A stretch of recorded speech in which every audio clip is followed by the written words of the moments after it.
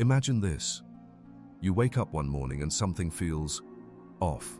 The sky is blue, the coffee is warm, the mirror still reflects your face, unchanged. But underneath the surface of routine, there's a quiet, heavy absence, a hollow echo where something meaningful used to live. You can't name it, not exactly. It's not sadness, it's not even boredom. It's quieter than that, more invisible. But it stalks your every thought like a shadow without a body. You check your phone, messages, likes, the endless stream. It keeps your fingers busy, but your soul remains still, muted, watching, waiting, not speaking.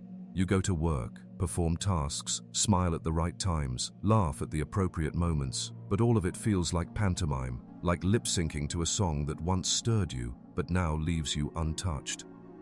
There was a time you dreamed, remember? When the world felt wide and crackling with possibility. When your emotions weren't just numbed categories, happy, tired, stressed, but wild, shapeless storms. You felt awe, longing, rage, wonder. You felt alive. But now, it's like something essential has withdrawn. What if the most terrifying form of suffering isn't pain, but the absence of feeling altogether? Not depression in its dramatic form, not a breakdown, but a quiet, creeping erosion of selfhood, a slow muting of the inner voice, a life so polished and functioning on the outside that no one suspects you're quietly vanishing on the inside. What if you are not exhausted, but extinguished? You do everything you're supposed to. You self-improve, you meditate, you eat the right foods, you even read books on finding yourself. And yet, with every ritual of wellness, the void only deepens. Why? What is it that modern life keeps feeding us that leaves us so spiritually malnourished? Perhaps it's this. You've become so good at surviving that you forgot how to exist. You manage, you endure, but deep down, you suspect you've bartered something sacred for safety, for approval, for comfort.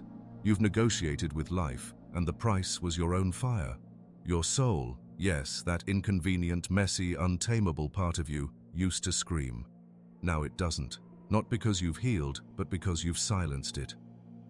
When was the last time you truly wanted something? Not because you were told to, but because it pulsed in your bones. When was the last time you risked being misunderstood rather than blending into something socially acceptable? When did your imagination last roar instead of obey? Something in you has gone quiet.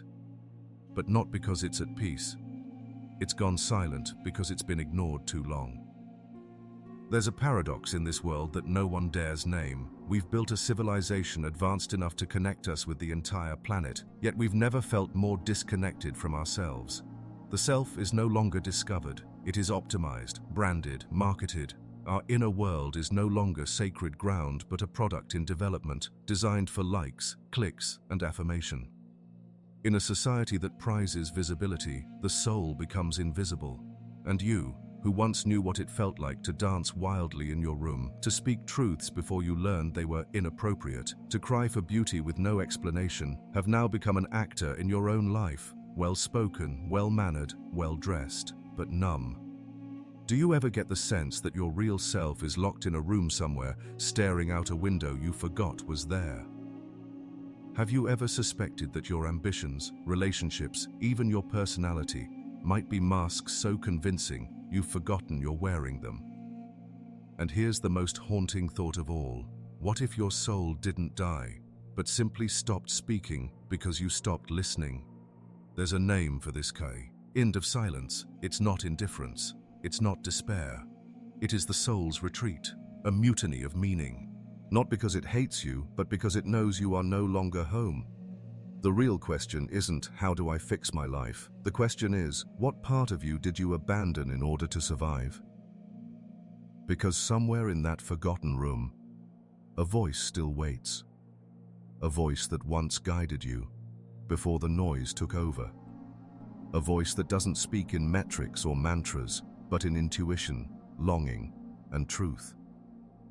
And perhaps, just perhaps, that silence is not an absence, but an invitation. It begins earlier than we remember. The silencing of the soul doesn't happen in one dramatic instant. It is slow, subtle, civilized. As children, we are born with a raw, untamed sense of self, emotional, impulsive, enchanted. We scream when we're angry. We laugh too loudly. We ask uncomfortable questions. We live from the inside out. But it doesn't take long before we are taught, directly or silently, that such rawness is dangerous. Don't cry. Sit still. Be nice. Make us proud. These are not just rules. They are the beginning of a profound psychological transaction. In order to belong, you must disown your wildness. In order to be loved, you must betray your truth. In order to survive, you must quiet the voice within and replace it with a voice approved by others. Carl Jung called this process the development of the persona, the mask we create to function in society. It is necessary, but it is also dangerous, because in the pursuit of being accepted, you begin to exile the parts of yourself that don't fit the mold. Your rage, your intuition, your sexuality, your fears, your mystical curiosity, your need for depth in a shallow world. Each one is pushed into the shadows, labeled as wrong, irrational, or too much. You bury them, and with each burial, the soul gets quieter. Now add the weight of modern culture. We live in a civilization that flatters the surface and fears the depth. We are rewarded not for inner authenticity, but for outer conformity. The algorithm of life is simple: look good, feel little, and perform endlessly. Arthur Schopenhauer once observed that most people confuse being with appearing. In a world obsessed with appearances, the soul becomes a liability. Better to be liked than to be whole, better to be normal than to be real, better to fit in than to be free. So we hustle for worthiness. We curate ourselves. We read books about finding purpose while ignoring the ache in our chest that screams, "This isn't it." We call it burnout, anxiety, a midlife crisis. But maybe it's not a malfunction. Maybe it's a message. Jean-Paul Sartre warned of this quiet despair. He saw a world where human beings became actors in roles they didn't choose, where existence itself felt hollow because it had been shaped by other people's expectations.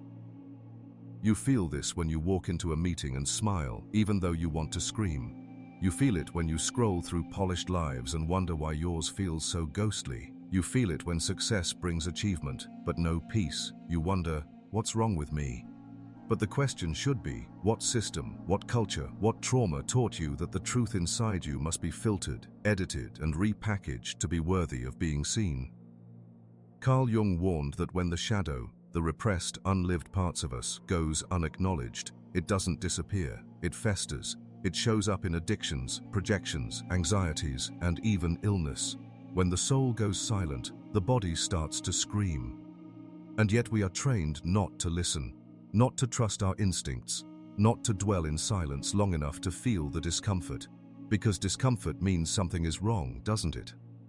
But what if discomfort is sacred? What if the soul speaks not in words, but in symptoms? Nietzsche wrote that he who has a why to live can bear almost any how. But in a society that gives you no time to reflect, no space to suffer meaningfully, no permission to search, that why gets lost. And without a why, life becomes anesthetized, functional, hollow. Now let's add one more piece to the puzzle: trauma. According to Gabor Maté, trauma isn't just what happens to you, it's what happens inside you as a result of what happens to you. Trauma disconnects you from your own self to protect you. That disconnection becomes your personality, your normal, your identity. But inside, the soul is still waiting. The trauma may have passed, but the silence it left behind has calcified. You learned not to cry when you were scared. You learned not to speak when you were angry. You learned not to dream when you were disappointed. And slowly, the soul retreated, not out of weakness but out of wisdom. Because in a world that punishes authenticity, silence becomes a kind of spiritual armor. Let's pause here. Look around your life, not with your eyes, but with your inner attention. How much of what you say is truly yours? How many of your goals are inherited, not chosen? How much of your personality is actually your survival strategy? You may have succeeded in life, but success is not the same as wholeness. And here's the truth that most never dare to say. If you abandon your soul long enough, it will abandon you back. Not out of vengeance, out of self-preservation, and that's when the silence begins. This is not just a personal issue, it's cultural, it's systemic, it's historical. The world has trained us to distrust our depth, to mock introspection, to call yearning drama, to see mystery as weakness. We praise speed, clarity, and logic. But what if the soul doesn't speak that language? What if your confusion is not a flaw, but a doorway? What if your sadness is not an illness, but a compass? What if your numbness is not a dead end, but the beginning of the soul's revolt? You were not born to be optimized. You were born to be whole. But wholeness requires a descent, a return to the parts of you that were left behind, exiled or buried beneath the performance of adulthood. And the question now becomes, what are the consequences of not returning? Because that silence, that subtle void you carry, it does not stay quiet forever. You think you're functioning, you wake up, brush your teeth, respond to emails, make plans, post something clever, get likes, meet deadlines, go to sleep, repeat. From the outside, it looks like a life, but from the inside, it feels like a performance that never ends. A life lived on autopilot, slightly detached, like watching your own body speak from behind a glass wall. That glass, it's the silence of the soul, and it has consequences far deeper than sadness or fatigue, because when the soul becomes silent, everything begins to unravel, quietly, invisibly, and thoroughly. You begin to confuse coping with living, caffeine to start the day, alcohol to end it, scrolling to numb the space between. You call it stress, you call it burnout, but what you really mean is, I have no connection to what I'm doing. There's no why behind the motions, only habit, expectation, and momentum. The body becomes a machine, the mind becomes a manager, and the soul, just a rumor. You wake up with your phone instead of your thoughts. You chase productivity instead of passion. You avoid stillness because you know what waits there, the echoing emptiness you don't want to face. Relationships become scripts. You say, I'm fine, because it's easier than saying, I don't know who I am anymore. You joke instead of cry, compliment instead of confront, smile instead of scream. Even love becomes performance, a role you play because it's what's expected. You're supportive, polite, available, but are you seen? Or have you become so good at suppressing your truth that you no longer believe it matters? Intimacy doesn't die with distance, it dies with silence. Creativity disappears. Not because you lack ideas, but because the well has dried. Inspiration doesn't flow from logic, it flows from connection, to self, to feeling, to something deeper than words. But when the soul is silenced, creativity becomes imitation. You copy, borrow, edit, but nothing emerges. You second-guess everything. You fear originality because it would require revealing something real. And you've learned that real is dangerous. You start to crave chaos. It's one of the strangest symptoms. You find yourself drawn to self-sabotage, conflict, unnecessary drama. Not because you want pain, but because pain at least feels real. When numbness becomes your default, even suffering can feel like a return to life. This is how addictions form, not out of weakness, but out of a desperate attempt to feel something, to disrupt the silence, to break the spell of emotional starvation. The body keeps score. As Bessel van der Kolk says, the trauma you bury doesn't disappear. It lives in your nervous system, your posture, your digestion, your sleep. When the soul cannot speak, the body will scream. Chronic fatigue, mysterious pain, anxiety that clings without cause. You treat the symptoms, but the cause is existential. You've become a stranger to your own inner life. You've been trained to mistrust your instincts, to bypass your emotions, to avoid your darkness. But you can only silence the soul for so long before your biology begins to rebel. The world becomes smaller. Without the soul's voice guiding you toward meaning, you begin to shrink your life to what feels manageable. Risk feels impossible. Passion feels childish. Wonder feels naive. You trade aliveness for predictability. You stop exploring, stop asking dangerous questions, stop imagining things could be different. This isn't maturity. This is resignation in disguise. And the saddest part? You begin to forget there was ever anything more. Your choices become fear-based. You don't choose what excites you. You choose what keeps you safe, what pleases others, what doesn't rock the boat.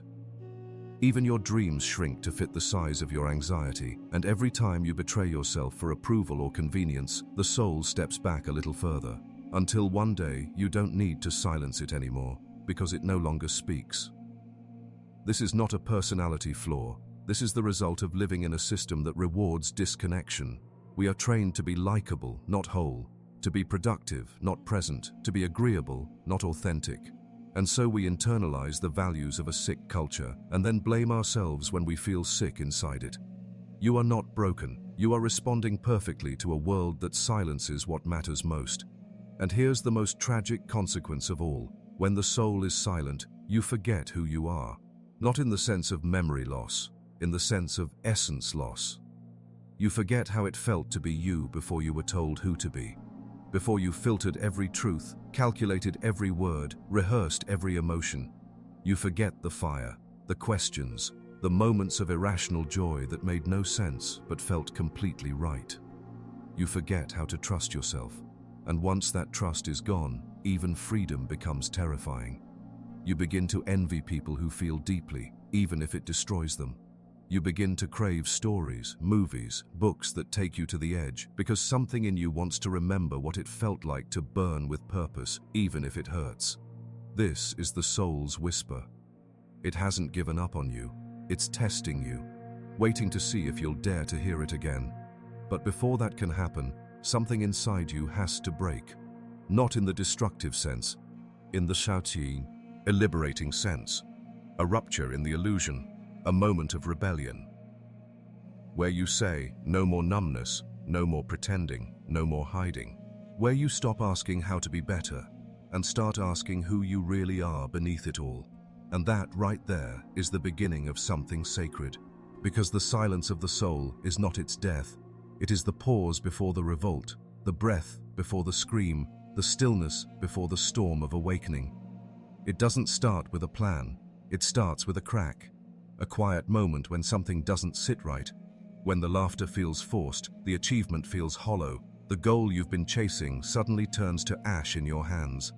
And for the first time, you don't suppress it, you listen. That's the beginning of rebellion, not with fists raised in the air, but with the simple, radical act of tuning in to what hurts and not running away. You've spent years escaping yourself, but what if healing doesn't come from doing more? What if it comes from undoing? Not adding new affirmations or stacking more self-help strategies on top of your numbness, but stripping away everything that was never really you. That is where freedom begins. Not with becoming someone new, but with remembering who you were before the silence. Step 1. Stop gaslighting your soul. You've been trained to doubt your instincts, to call your anger immaturity, your grief drama, your desire selfish, your boundaries cold, your uncertainty failure. But those emotions, that discomfort, that restlessness, they are not weaknesses to fix. They are messages. You're not broken, you're breaking free. The moment you stop explaining away your pain, it starts speaking to you. Step 2. Reclaim your shadow. Carl Jung taught that until we make the unconscious conscious, it will rule our lives, and we will call it fate. What you suppress doesn't disappear. It runs your relationships. It drives your compulsions. It sabotages your success. It chooses your lovers. It hijacks your auteurs. Self-worth. And it does all of this because it wants to be seen. To break free, you must befriend your darkness, not to indulge it, but to understand it. The envy, the rage, the despair, the craving. Not symptoms of moral failure, but fragments of your wholeness calling you back. You don't become whole by being light. You become whole by owning your darkness without shame. Step 3. Make room for silence, but not the numbing kind. The silence of avoidance is deadening, but the silence of presence, that's resurrection. Turn off the noise, not to distract, but to feel. Sit with your discomfort, not to solve it, but to learn its shape, not with a podcast, not with a mantra, not with your phone in your lap, just in case. Just you, just breath, just honesty. Radical, unfiltered, uncomfortable honesty.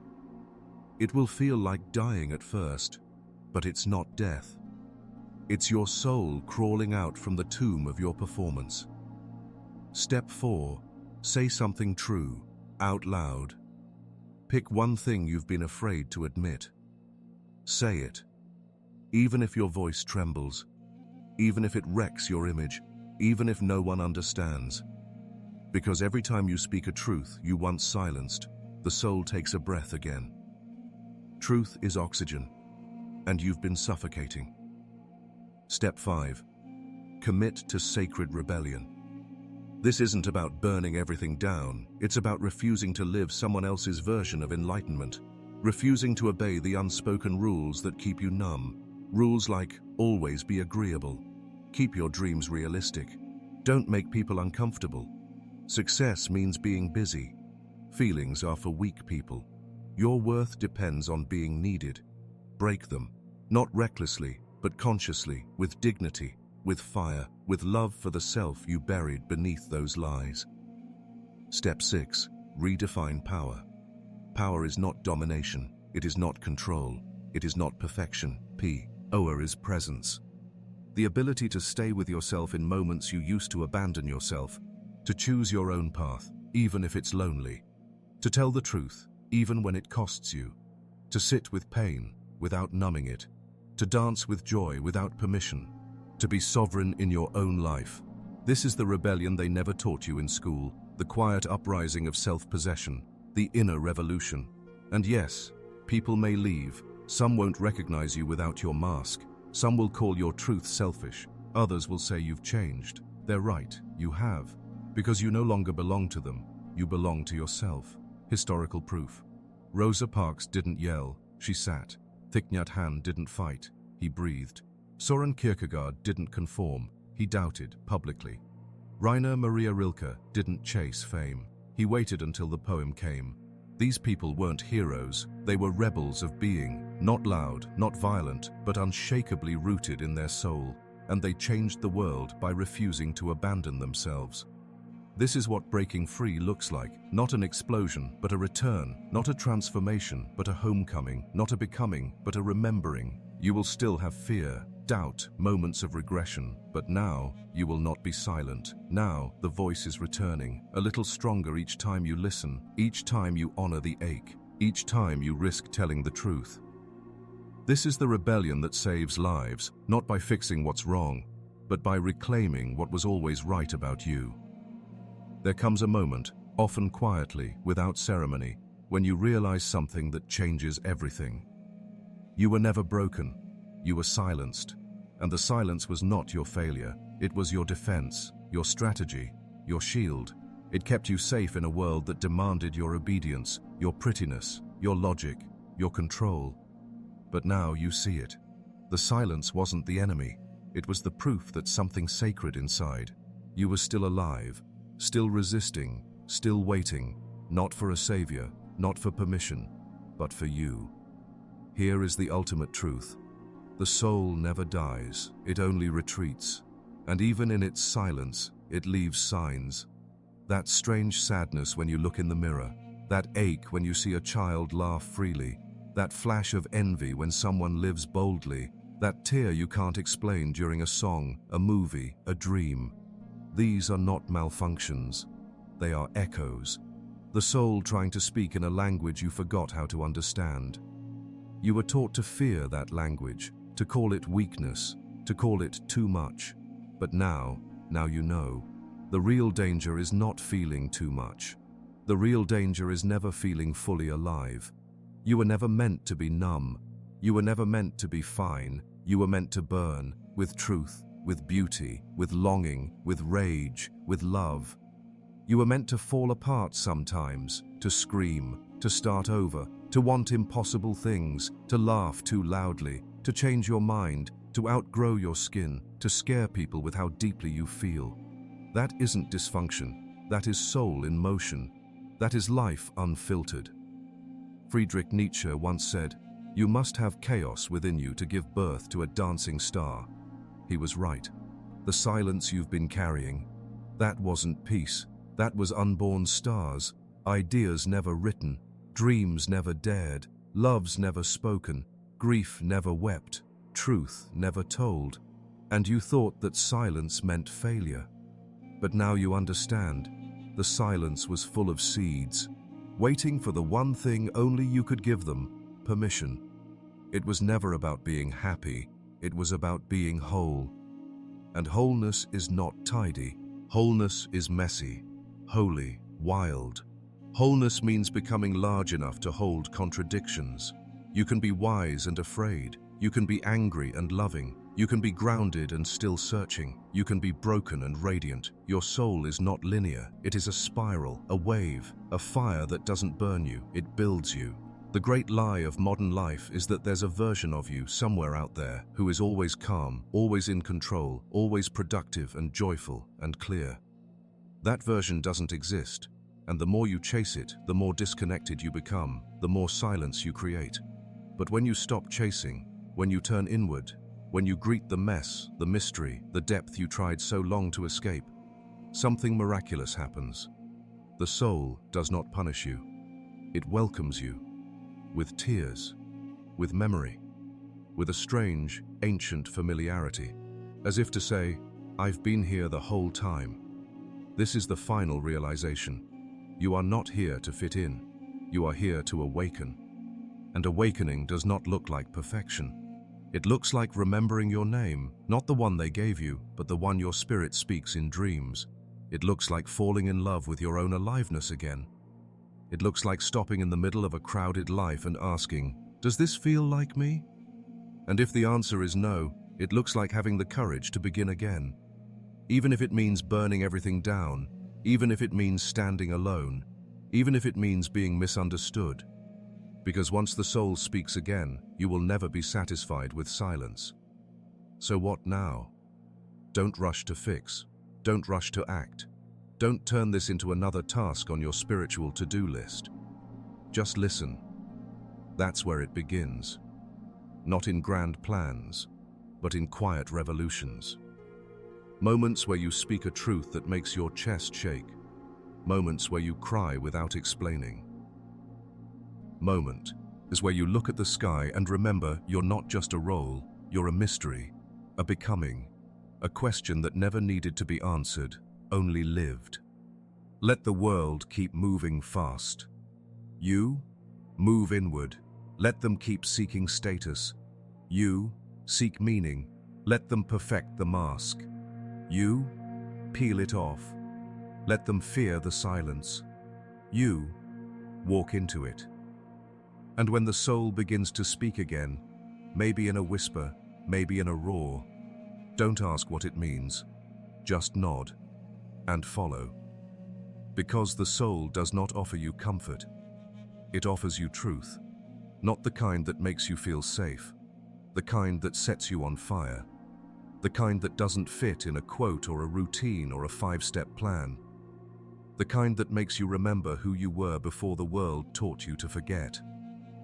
And in that remembering, the silence ends, not with noise, not with answers, but with a heartbeat, a breath, a knowing that you are still here. And finally, so is your soul.